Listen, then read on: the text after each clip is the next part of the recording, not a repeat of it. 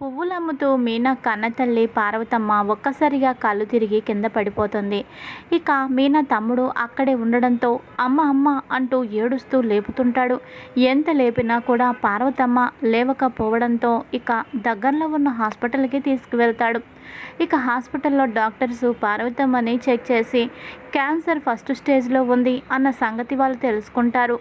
అదే విషయం ఇక మీనా తమ్ముడితో చెప్పడంతో ఒక్కసారిగా షాక్ అయిపోతాడు. డాక్టర్ గారు, అలా ఎందుకు జరిగింది? మా అమ్మ చాలా హ్యాపీగానే ఉండేది, ఎంతో చక్కగా పనులు అవన్నీ చేసుకుంటూ ఉంటుంది, ఇలా సడన్గా క్యాన్సర్ అంటారేంటి అని అంటాడు.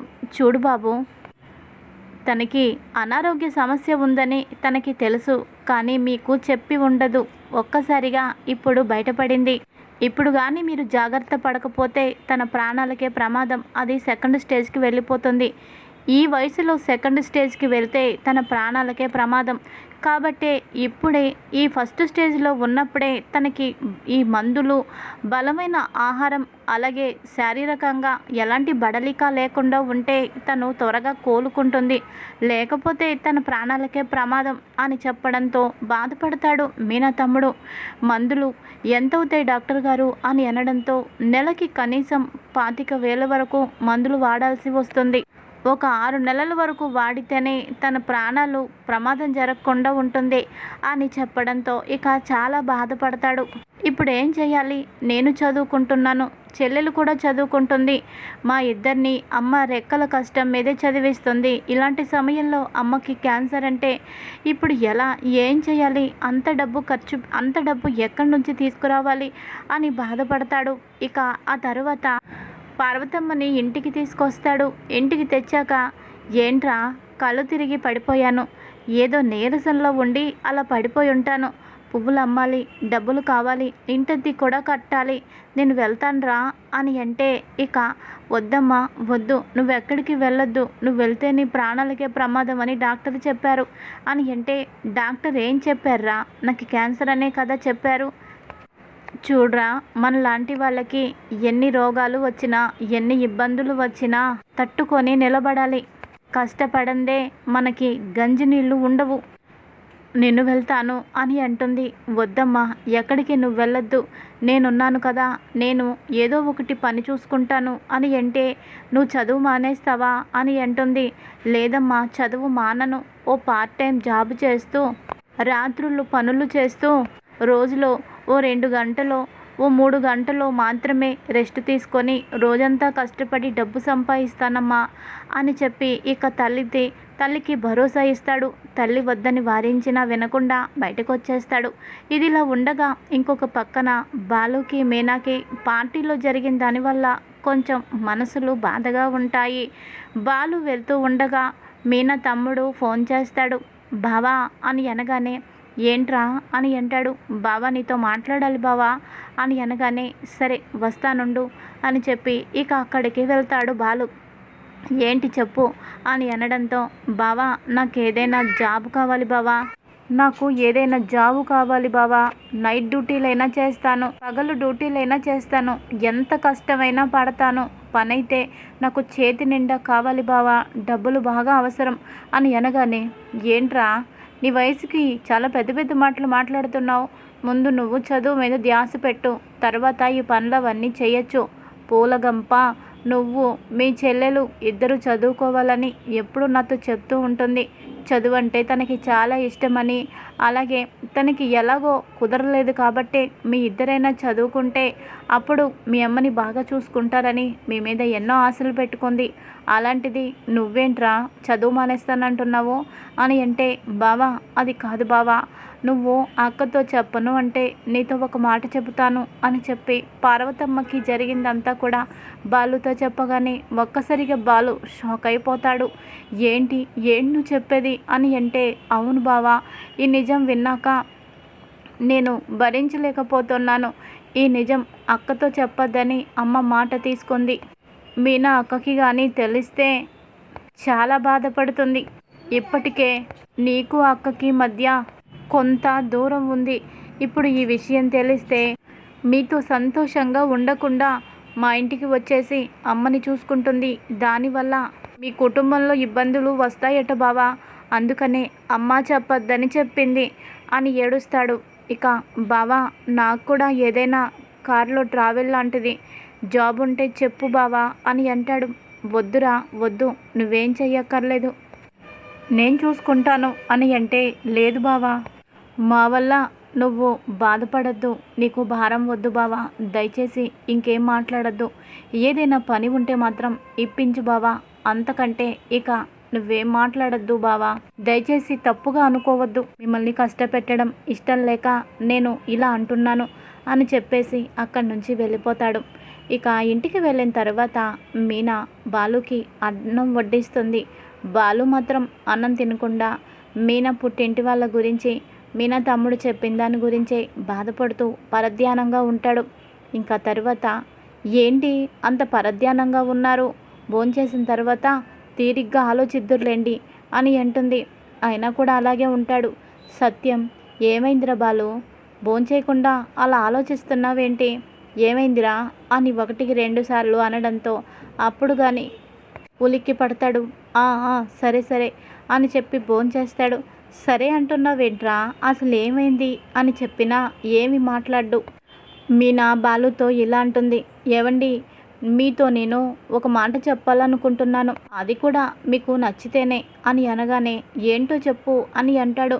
ఓ 10 రోజులు మా పుట్టింటికి వెళ్తానండి, ఎందుకో ఈ మధ్యకాలంలో అమ్మ పక్కన పడుకోవాలని, తమ్ముడు చెల్లి వాళ్ళతో కొన్ని రోజులు గడపాలని నాకు అనిపిస్తోందండి, మీరు ఒప్పుకుంటే ఓ 10 రోజులు వెళ్ళొస్తానండి అని అనడంతో బాలు, వద్దు వద్దు, ఎక్కడికి వెళ్ళొద్దు, పెళ్లి పనులు ఇక్కడ చాలా ఉన్నాయి, ఇంత పని ఇక్కడ పెట్టుకొని అక్కడికి ఎందుకు వెళ్తావు, ఏం వెళ్ళొద్దు అని అంటాడు. సత్యం షాక్ అవుతాడు, ఇదేంటి ఇలా మాట్లాడుతున్నాడు, పుట్టింటికి ఎప్పుడు మీనా వెళ్తానన్నా వెళ్ళు మహాతల్లి, ఇక్కడ నువ్వు ఉండే కంటే అక్కడ ఉంటేనే బెటర్ అని అనేవాడు. కానీ ఇప్పుడేంటి వెళ్ళిపోమని అంటున్నాడు, వెళ్ళొద్దని అంటున్నాడు, ఏదో తేడాగా ఉంది అని అనుకుంటాడు.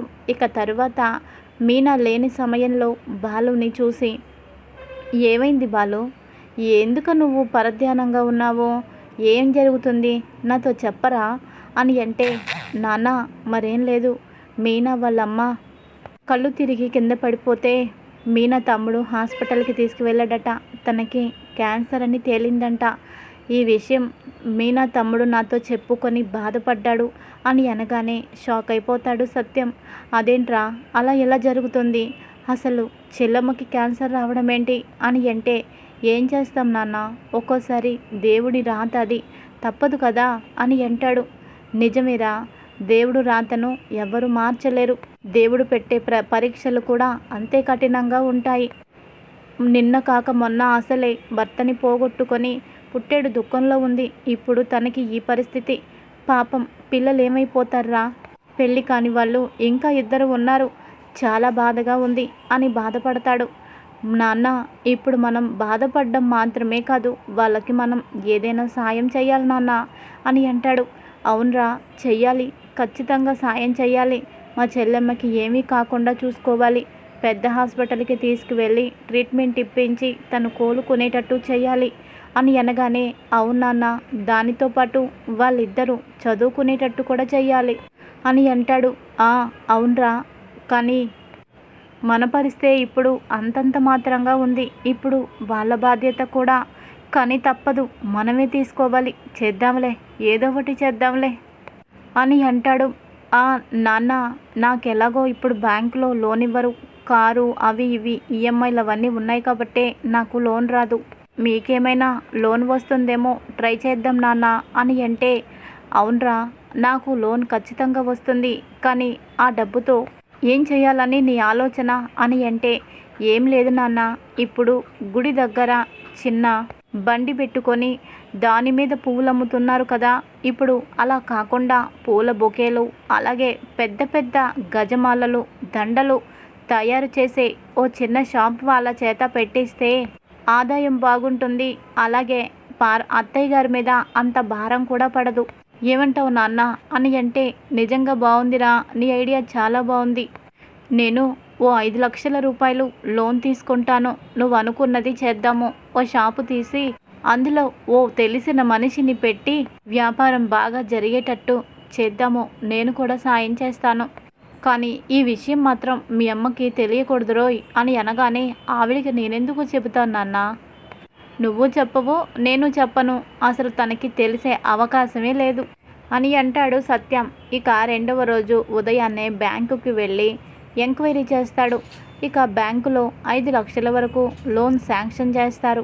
అయితే ఇంటి కాగితాలు కావాలని అడుగుతారు. అలాగేనండి, తప్పకుండా కాగితాలు తీసుకొస్తాను అని చెప్పి ఇంటికొస్తాడు. ఇంటికొచ్చి ప్రభావతి ఇంటి కాగితాలు ఒక్కసారి తీసుకురా అని అనడంతో గుండె ఆగిపోయినంత పనవుతుంది ప్రభావతికి. లేవలేక పైకి లేచి, ఎందుకండి పదే పదే ఇంటి కాగితాలు కావాలని ఇప్పటికీ 2-3 సార్లు అడిగారు, వాటితో ఇప్పుడు మీకేం పని అని అడుగుతుంది. నాకేం పను తర్వాత చెప్తాను, ముందు కాగితాలు తీసుకురా, బ్యాంకుకు తీసుకువెళ్ళాలి. ఆ కాగితాల్లో ఉన్న ఆస్తి నా పేరు మీద ఉందో లేదో ఒక్కసారి వాళ్ళు చెక్ చేసుకుంటారు. చెక్ చేసుకున్న తర్వాత ఆ కాగితాలు మళ్ళీ ఇచ్చేస్తారు అని అనడంతో, ఎందుకు చెక్ చేసుకుంటారు, బ్యాంకుకి వెళ్ళాల్సిన అవసరం మీకేముందండి, ఇప్పుడు వాటితో మీకేం పని అని అంటుంది. అవన్నీ తర్వాత ముందు వెళ్ళి తీసుకురా అని సత్యం అంటాడు. ఎందుకో మీరు చెప్తారా లేదా? చెప్పకుండా తీసుకురమ్మంటారేంటి? మీరు చెప్తేనే నేను తెస్తాను, లేకపోతే నేను ఎట్టి పరిస్థితుల్లో కాగితాలు తీసుకురాను అని అనడంతో, అదేం కాదు ప్రభా, బ్యాంకులో ఏదో ఫార్మాలిటీస్ కోసం ఆ కాగితాలు అడిగారు. నాకు 5 లక్షల రూపాయల అవసరం ఉంది.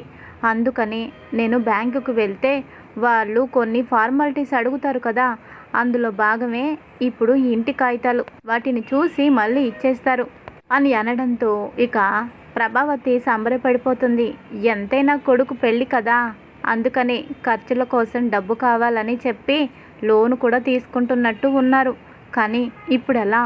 ఆ కాగితాలు బ్యాంకులో ఉన్నాయే, ఇప్పుడేం చెయ్యాలి అని కంగారు పడుతూ భయపడుతూ ఉంటుంది. ఇంకా తర్వాత సత్యానికి డౌట్ వస్తుంది. ఏంటి ప్రభావతి పదే పదే ఇంటి కాగితాలు అడిగినప్పుడల్లా ఇలాగే భయపడుతూ కంగారు పడుతూ టాపిక్ని పక్కదారి పట్టిస్తుంది, ఏంటి కదా అని అనుకొని, నువ్వు పక్కకు తప్పుకో, నేనే వీళ్ళు తెచ్చుకుంటాను అని అనడంతో ఇంతలోపు మౌనిక వస్తుంది. నాన్న, బీరువాలో ఇంటి డాక్యుమెంట్స్ లేవు నాన్న అని అంటుంది. అదేంటమ్మా, ఏమంటున్నావు నువ్వు అని అంటే, అవును నాన్న, ఇప్పుడే కాదు చాలా రోజుల నుంచి లేవు, అందుకనే అమ్మ మీరు అడిగినప్పుడల్లా అలా తడబడుతుంది. ఏమ్మా నిజమే కదా అని అనగానే ఇంకా అవును అని అంటుంది. ఏం చేసావు ఇంతకీ, ఎందుకు నువ్వు కాగితాలు తీసుకున్నావు, ఏం చేసావు, ఎక్కడ పెట్టావు అని అనగానే, ఏం లేదండి, వాటిని తాకట్టు పెట్టి రోహిణికి బ్యూటీ పార్లర్ పెట్టించాను అని చెప్పడంతో చాలా కోపంతో సత్యం చెయ్యెత్తుతాడు. ఇక అంతలోనే మళ్ళీ చెయ్యి దింపేస్తాడు. రోహిణికి బ్యూటీ పార్లర్ పెట్టించడానికి నువ్వు డబ్బులు ఇవ్వడం ఏంటి? అసలు నువ్వు ఏం చేస్తున్నావో ఒక్క మాట ఇంట్లో ఉన్న నాకు చెప్పాలా లేదా? అంతా నీ ఇష్టం వచ్చినట్టు చేస్తావా? ఎంత పని చేశావో? అవతల ఓ కుటుంబం నా కారణంగా రోడ్డున పడే పరిస్థితి వచ్చింది.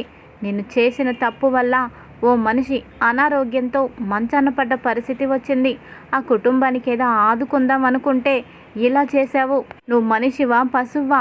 సాయం అవసరంలో ఉన్న మనిషికి చేయాలి, మోసం చేసే వాళ్లకు సాయం చేయకూడదు అని ఇక కోపంగా అరుస్తాడు ప్రభావతి మీద.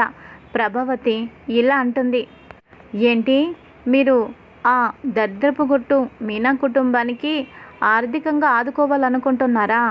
అందుకనే ఇప్పుడు ఇంటి కాగితాలు అడుగుతున్నారా? నా కంఠంలో ప్రాణం ఉండగా నేను చూస్తూ ఊరుకుంటాననుకుంటున్నారా ఏంటి? రోహిణి నా ఇంటికి కాబోయే కోడలు. తనకి ఎంత పెట్టినా అంతకు 10 తన పుట్టింటి నుంచి తీసుకొచ్చి మనకిచ్చే సత్తా తనకుంది. మీనా దగ్గర ఏముంది? తన నెత్తి మీద ఎంత డబ్బు తగలేసినా అదంతా కూడా బూడిదలో పోసిన పన్నీరే అవుతుంది. ఒక్క రూపాయి కూడా వెనక్కి రాదు. అయినా తను మన ఇంటి కోడలిగా వచ్చాక మనకి ఏం ఒరిగింది? మనం ఏం సుఖపడ్డామో? ఇంట్లో కోడలిగా ఓ ఆడపిల్ల అడుగు పెడితే ఇల్లు కలకల్లాడిపోవాలి.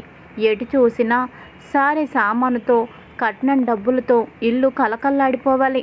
ఎప్పుడో మీరు కొన్న టీవీ, ఇంట్లో ఆ సామాను తప్ప మీనా ఏ ఒక్కటైనా తెచ్చిందా? కనీసం తినటానికి కంచం కూడా తెచ్చుకోలేదు. అలాంటి తనకి నా రోహిణి నా కోడలతో తనకేమైనా పోలికుందా ఏంటి? మీరు వాళ్ళకి సాయం చేస్తే నేను ఊరుకోను, నేను చూస్తూ అస్సలే ఊరుకోను అని ఎదురు తిరుగుతుంది ప్రభావతి. ఇదిలా ఉండగా ఇంకొక పక్కన శృతి రవికి ఫోన్ చేస్తుంది.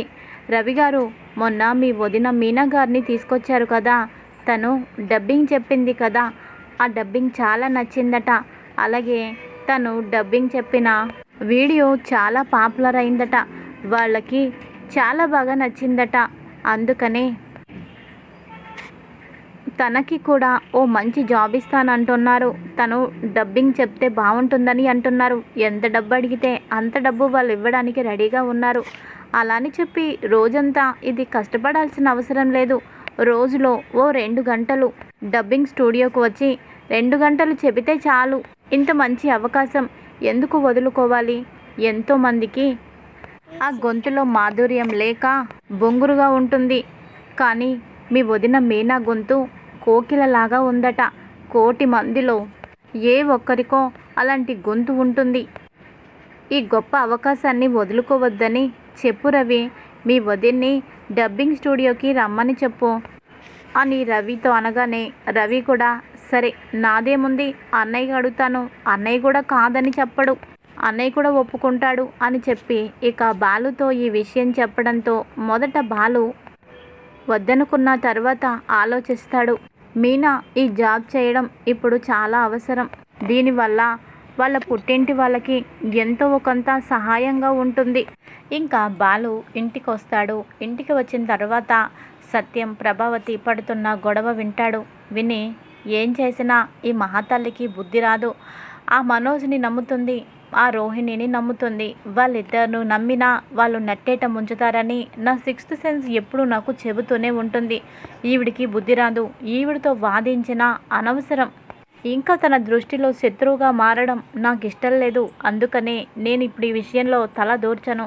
కానీ మనోజ్ గారు మాత్రం పెళ్లికి ముందు ఇవ్వాల్సిన ఆ 40 లక్షల రూపాయలు ఇవ్వకపోతే ఖచ్చితంగా పెళ్ళినైతే నేను ఆపేస్తాను, ఇందులో ఎలాంటి డౌటు లేదు అని మనసులో అనుకుంటాడు. ఇంకా తర్వాత నాన్న, ఈ విషయం మీద మీరు గొడవలు పడద్దు. మీనాకి ఓ గొప్ప జాబ్ వచ్చింది. ఆ జాబ్ తను చేస్తే తను చాలా వరకు సమస్యలు తనే పరిష్కారం చేసుకోగలదు. ఎవరి మీద ఆధారపడాల్సిన అవసరం అసలు వాళ్ళకు ఉండదు. కొంతమంది వల్ల మాటలు పడాల్సిన అవసరం అంతకంటే ఉండదు అని అనగానే, ఏంట్రా ఏం మాట్లాడుతున్నావు? ఈ ఇంటి కోడల్ని ఉద్యోగానికి పంపిస్తావా, జాబుకు పంపిస్తావా? ఈ ఇంట్లో అత్తను నేను ఒక దాన్ని ఉన్నాను. నా ఇష్టాలతో పని లేదా? అంతా నీ ఇష్టమేనా అని అనగానే, చూడు మమ్మీ, ఏ రోజైనా నువ్వు ఒక అత్తలాగా ప్రవర్తించావా? నీ కోడల్ని అత్త అని పిలిచే ఎప్పుడైనా పిలిపించుకున్నావా? నేను నీకు అత్తను కాదు అని ఎన్నోసార్లు చెప్పావు. అయినా సరే తను జాబ్కి వెళ్తే నీకొచ్చిన నష్టం ఏముంది? నీ పనులు అన్నీ చేసే తను జాబ్కి వెళ్తుంది. ఒకవేళ నీకు ఇష్టం లేకపోతే అది నీ ఇష్టం, అంతేకాని తనెందుకు వెళ్ళడం మానేయాలి? పైగా ఇప్పుడు వాళ్ళకి చాలా ఆర్థిక ఇబ్బందులు ఉన్నాయి. నువ్వు అవునన్నా కాదన్నా మీనా ఏం చెయ్యాలో ఏం చేయకూడదో నేను చూసుకుంటాను. దయచేసి నువ్వు ఇన్వాల్వ్ అవ్వద్దు అని ప్రభావతికి చెబుతాడు బాలు. ఇది ఈరోజు ఎపిసోడ్. మరి తర్వాత ఏం జరుగుతుంది, రాబోయే కథలో ఎలాంటి ట్విస్ట్ ఉంది, ముందు ముందు తెలుసుకుందాం. Thanks for watching. పువ్వుల